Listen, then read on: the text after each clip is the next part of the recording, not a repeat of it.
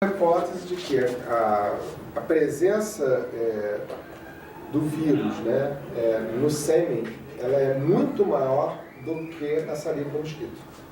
Então, por conta das mucosas, das regiões, enfim, sexuais e tudo isso, você teria uma capacidade de transmissão maior. Mas tudo isso ainda está em investigação. Se fosse tão maior assim, talvez você tivesse Zika de uma maneira muito mais intensa, inclusive em outros países que não têm a presença do vetor. Sim. Né? Então, a não ser que os métodos de proteção de doenças sexualmente transmissíveis sejam tão eficazes assim. Né? Enfim, a gente vê um crescimento da AIDS novamente, enfim, não só no Brasil, mas em diversas partes do mundo. Mas essas são questões importantes, até mesmo porque uma das hipóteses é, naquele momento, no contexto político difícil que o Brasil vivia, eu vou adotar, além do mosquito, ainda a questão do transmissão sexual e vou visibilizar a epidemia de sífilis, o crescimento da AIDS. Eu acho que politicamente, o único segmento que nos falta entrevistar é o segmento técnico do Ministério da Saúde, entrevistar formalmente. Né? Alguns colegas já entrevistaram, não, a gente não é que a gente não tenha visibilidade da transmissão, mas a presença maciça tão grande do vetor, né, nos fez valorizar a questão do controle vetorial. Depende do entrevistador, né? A gente podia tensionar um pouquinho mais.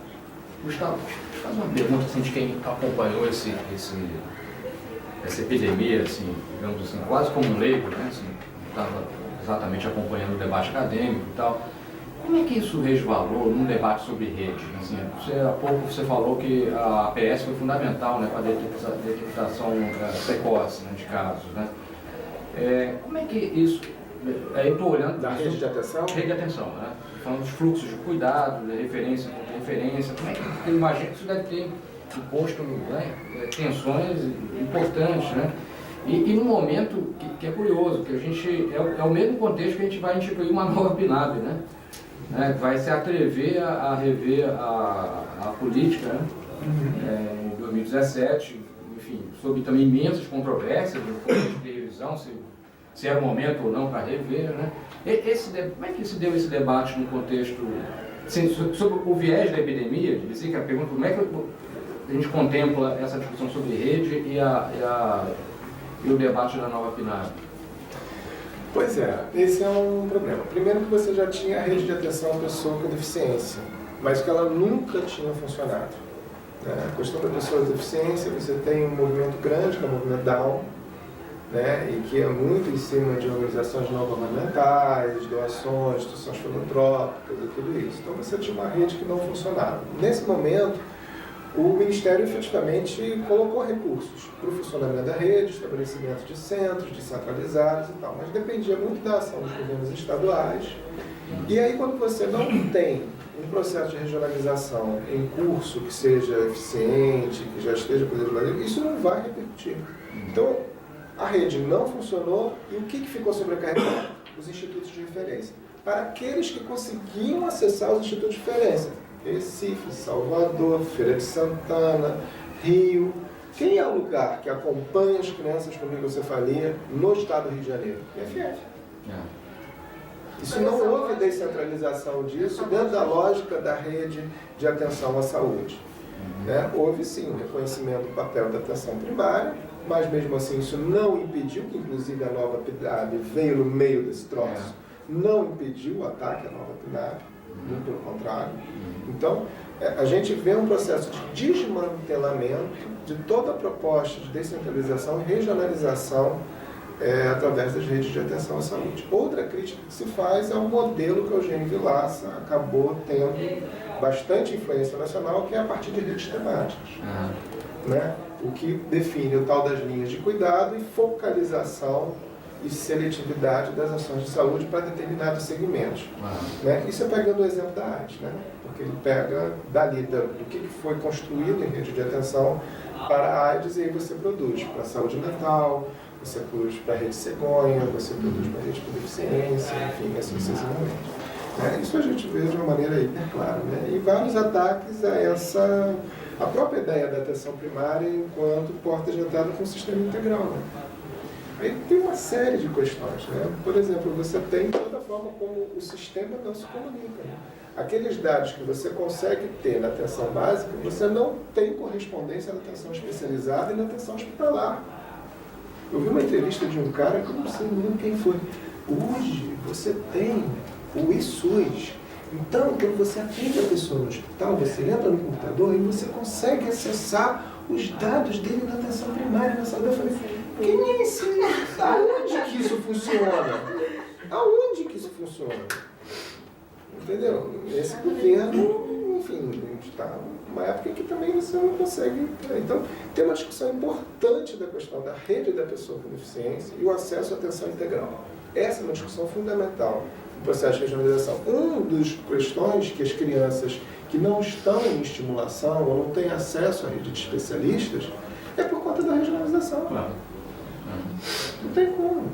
As crianças saem daqui da Baixada. A maior parte dos casos de microcefalia, de síndrome congênita, foram aqui na Baixada. A Alessandra, que é assistente social lá do IFF, a gente está tentando fazer uma história de vida com uma dessas famílias, né?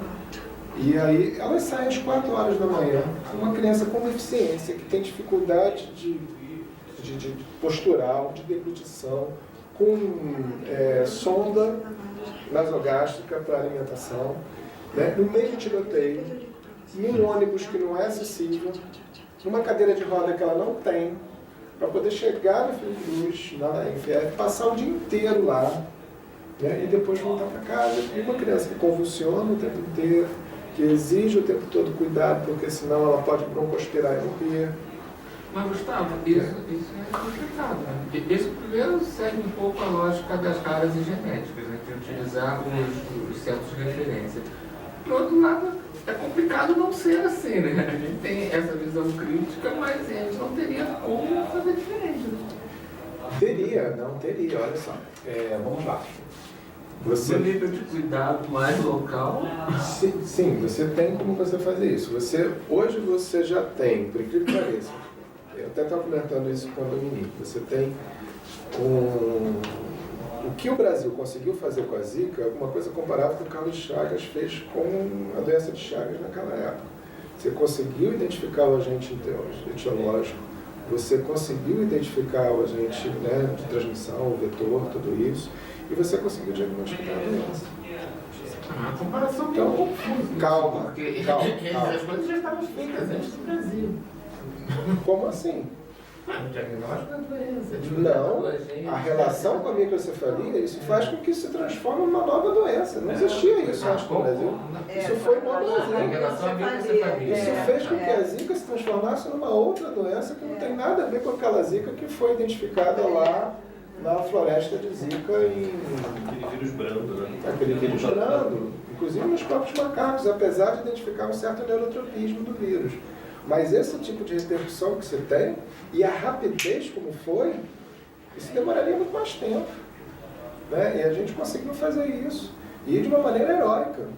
Né? Eu não estou fazendo um discurso ufanista, não, entendeu? Isso é reconhecido pela comunidade internacional. Mas como que isso afeta a organização de cuidado, que é o ponto que eu vi? Pois é, mas hoje você tem uma certa estabilidade do conhecimento que você sabe de duas coisas. Essas crianças, elas têm convulsões recorrentes, para isso elas têm que ter acesso à medicação, e quanto mais estimulação você faz, melhor elas respondem. Não se acreditava que essas crianças poderiam chegar aos 2 anos e meio, 3 anos, como estão chegando agora. A oficina que a gente fez teve uma série de depoimentos nesse sentido. O quanto isso era um trabalho das próprias famílias. Então você tem a multiplicação e possibilidade de fazer com que o cuidador seja um agente de estimulação dessas crianças. Você precisa ter a chegada de especialistas que possam diagnosticar determinadas intercorrências e coisas do tipo. Agora, em termos de equipamentos, em termos... Você precisa ter capacitação de pessoal e interiorização de pessoal, como a gente teve com mais médicos, para você poder levar médico para o interior do país, o médico nunca ia para o interior do país.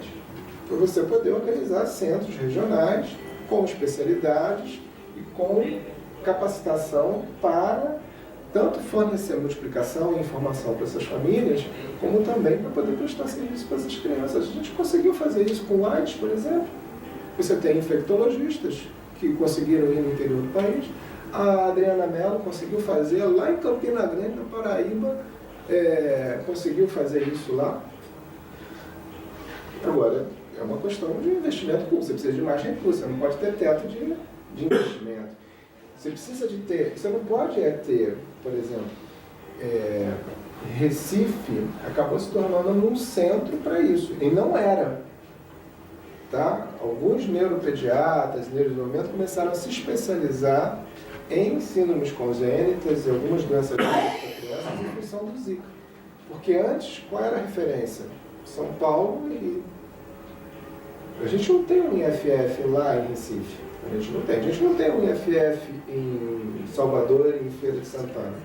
Eles conseguiram construir um núcleo em Feira de Santana. Você tem respostas estaduais diferentes. Pernambuco respondeu muito melhor. Criou uma série de centros regionalizados de estimulação, de reabilitação para as crianças. Criou, botou grana lá dentro. Pá! Né? Bahia fez isso em alguns lugares da Bahia. Né? Alagoas fez isso. Paraíba não fez. A Dena Mello conseguiu captar recursos. Essas histórias, elas são importantes para a gente entender como é que nesse processo de regionalização e integração de redes de atenção à saúde, eles efetivamente se dão. E teve recurso federal para isso. Se é suficiente ou não, é o problema. Eu passo o recurso, como é que eu faço para pagar o cara? A Bebete no outro dia me ligou, Gustavo, eu estou precisando de dinheiro. A gente está precisando pagar o neuropediatra e um fisioterapeuta, que você acha que não vai dar conta. A gente fica nessa coisa de solidariedade e pesquisa. Tá bom, eu te empresto, paga 3 meses, quando você receber, você me dá. E a gente fica fazendo isso para poder dar conta da assistência. E tem um outro complicado, né? O dinheiro de pesquisa está sendo utilizado para também prover assistência, o que não poderia ser confundido uma coisa com a outra. Devia ter uma estrutura de assistência, mesmo nos grandes centros. Ou seja, a gente não está preparado para emergências sanitárias como essas e tantas outras que são tornadas invisíveis no nosso país. Tuberculose. Não vai muito longe. Tuberculose. Desde memórias do Instituto Oswaldo Cruz, a gente vê lá falando de surto de tuberculose no Rio de Janeiro. Desculpa. Mas eu acho que essa é uma discussão interessante. Como você viabiliza isso? Né? Que você vai ter que ter centros de referência, talvez para centralizar algumas questões, sim, não dá dúvida disso. Mas, por exemplo, as ideias que, por exemplo, Ilana tem em relação ao que a França faz, esse é um custo que a gente não consegue pagar. A gente precisa de outras coisas mais básicas. Por exemplo, você ter ressonância para as crianças com as mães infectadas pelo vírus Zika. Que é a melhor forma de você identificar precocemente calcificação. Né? Como é que eu vou fazer isso lá? Não faz sentido. Tem que ter mobilização em uma rede regionalizada. Tem a autoridade sanitária regional também. Sanitária regional. É o que você está falando. Isso. Né? São o governo dos estados. Sim. Né? O governo do estado. É o governo do estado que não necessariamente, às vezes, obedece às fronteiras estaduais. Sim, Tem uma experiência muito interessante no Vale do Ribeira, interior de São Paulo, quase fronteira com o Paraná. Eles elegeram, dentro de um consórcio regional, uma cidade para centralizar os recursos de especialistas e tudo isso, né, que é Pariquera-Sul. Né? Lá eles têm cirurgia cardíaca, tratamento oncológico, hemodiálise e tal, que atende um conjunto de 20 municípios em torno de uma população de quase 400 mil habitantes. Né? E que extravasa a fronteira de São Paulo, pega parte do Paraná. Né? E é interessante o processo que eles conseguiram fazer lá. Não sei como é que está hoje. A gente fez uma pesquisa de hospitais com mais de 100 leitos, não sei o que, coisa e tal, um processo de regionalização. Então, isso é uma prova que tem como você fazer um negócio desse numa cidade que, não sei se você já tinha ouvido falar, em Pariquera-Sul. Eu nunca tinha ouvido falar em Pariquera-Sul na minha vida e é uma cidade referência para o SUS. É todo o SUS. As pessoas que trabalham na cidade, mesmo médico, ninguém tem plano de saúde. É um lugar que o plano de saúde não consegue sobreviver ali, porque as pessoas confiam no SUS. Confiavam, não sei como é que está hoje. Isso tem 10 anos que eu fui lá. Deixa eu terminar aqui, vamos lá. A gente não vai terminar nunca.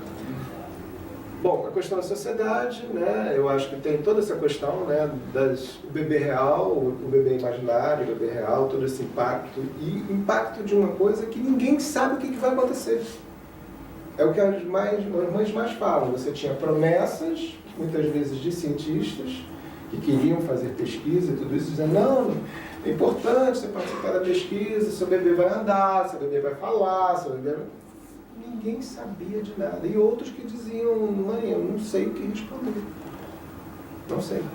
Outra coisa foi todo o peso que essas mães sofreram, né? Hoje a maior parte delas já se divorciaram, os maridos não ficaram, abandonaram a família, tiveram que parar de trabalhar, isso tem um custo econômico, um custo para a relação de gênero, e uma série de outras questões imensas. E você tem um BPC de 300 e poucos reais, e se a pessoa, que a maior parte deles são muito pobres, e boa parte deles recebe Bolsa Família, quando recebe 300 e poucos reais, sai do corte do Bolsa Família. Então você tem que optar, ou eu fico com Bolsa Família, ou eu fico com BPC.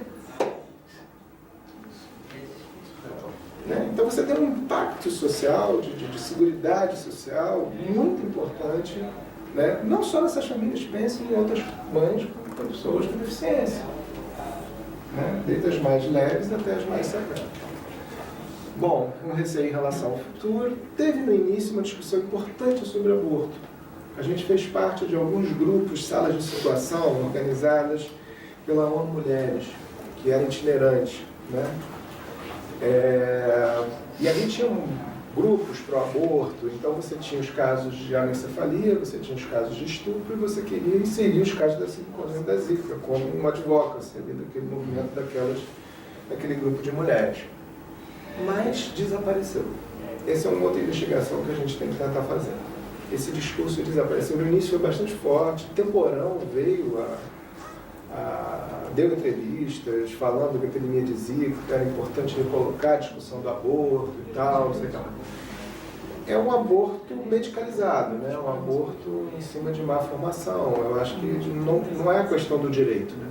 Parte pela questão do direito da mulher e do direito reprodutivo. Eu acho que às vezes isso fica meio torto, né? Mas inevitavelmente tem um custo, né, em relação a isso. Isso acabou. Né? A questão da pobreza versus múltiplas necessidades que essas crianças e essas famílias apresentam. Enfim, voltado para a questão de gênero, logicamente a gente vive num país iníquo, as famílias mais afetadas são as famílias mais pobres, são as famílias negras, são as mulheres, enfim. Tem toda uma questão, né, de classe e que se coloca. Bom, rapidamente, relação entre a ciência e os movimentos sociais.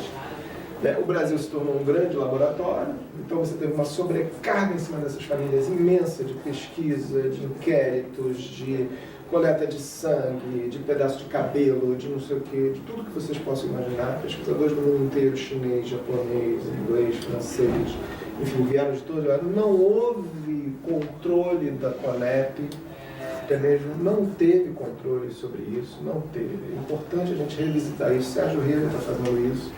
Né, de revisitar o que se deu no interior da CONEP, como é que foi, que tamanho, volume de pesquisadores adentraram no Brasil. Tem termos de consentimento livre esclarecido que o Sérgio pegou em inglês. Deram para as famílias em inglês. Mal já leiam em português e esclarecem as famílias, quanto mais em inglês.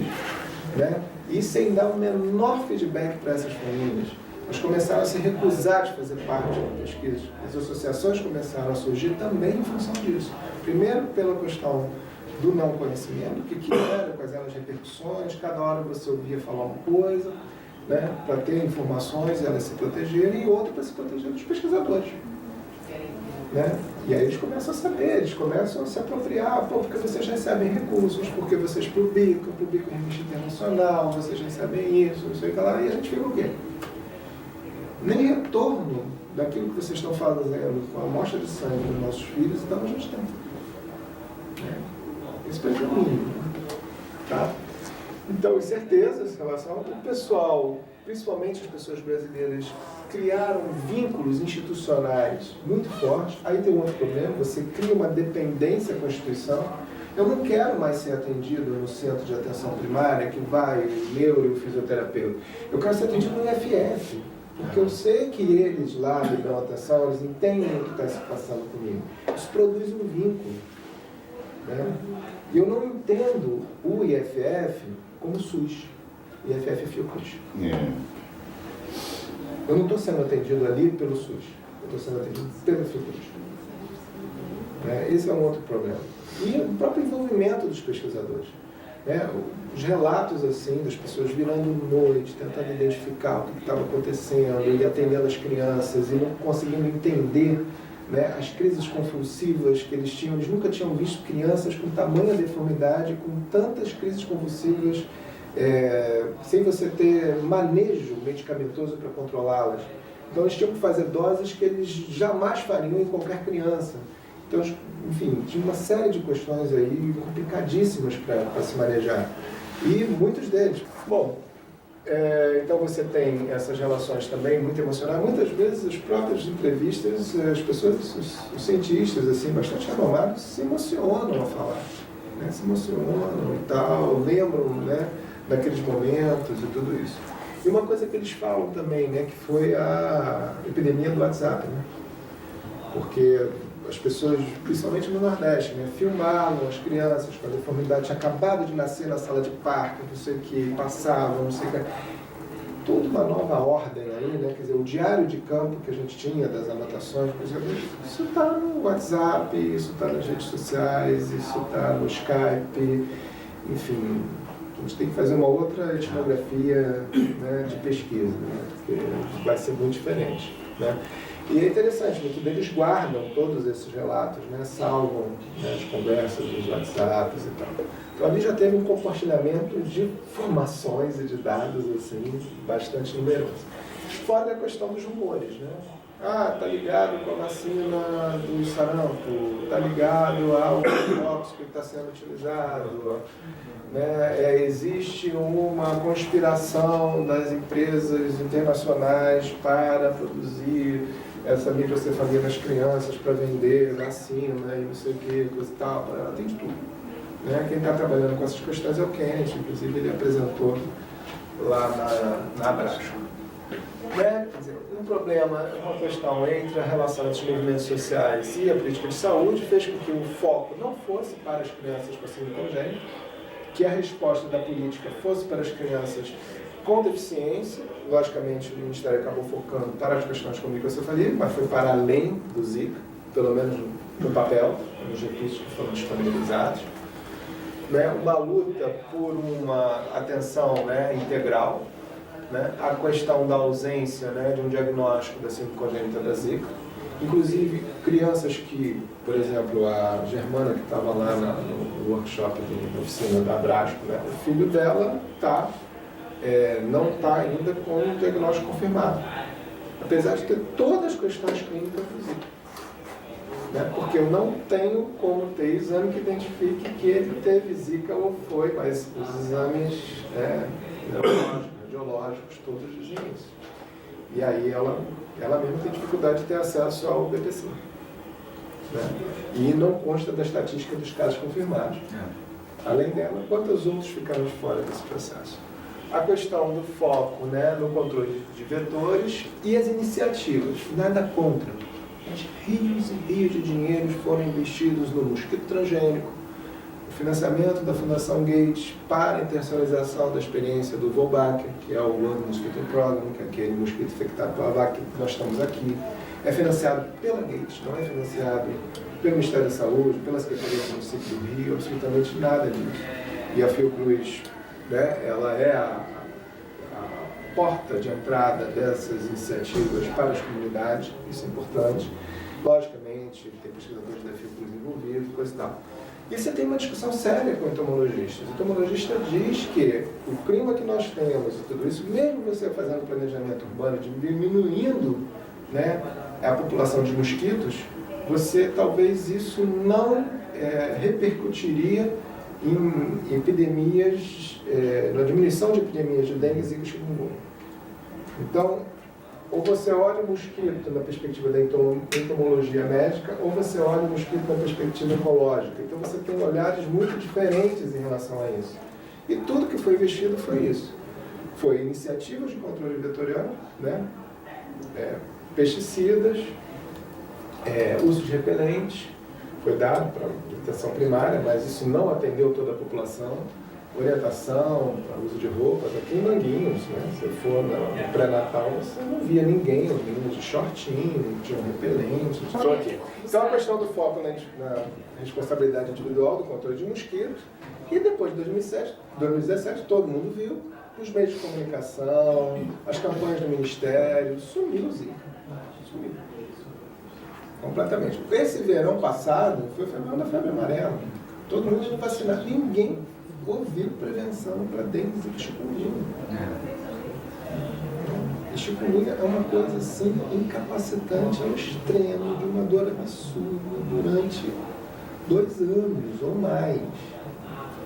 Né? E com altas doses de corticóides para você controlar o dor.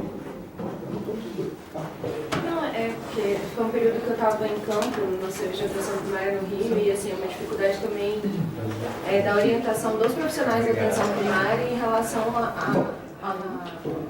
por exemplo, essa questão do repelente, eles acabaram usando alguns artifícios que foram, né, da atenção primária para poder, como chamativo para essas pessoas estarem na clínica, porque muita gente também não ia. Assim.